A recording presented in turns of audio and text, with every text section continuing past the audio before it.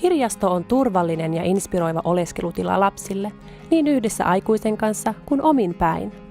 Lukeminen on hauska ja edullinen ajanviete, jonka voit jakaa lapsesi kanssa. Mielikuvitusta, kuuntelutaitoa ja eläytymiskykyä samalla laajentaen lapsen sanavarastoa. Kirjastossa on iso kokoelma laadukkaita kirjoja, kuvakirjoja, satukokoelmia, äänikirjoja, tietokirjoja ja lehtiä kaikenikäisille lapsille.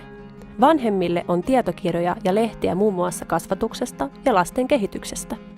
Isoimmissa kirjastoissa on musiikkia, elokuvia ja konsolipelejä, joita voi tilata ilmaiseksi myös sivukirjastoihin ja kirjastoautoon. Lapsille järjestetään myös erilaista ohjelmaa.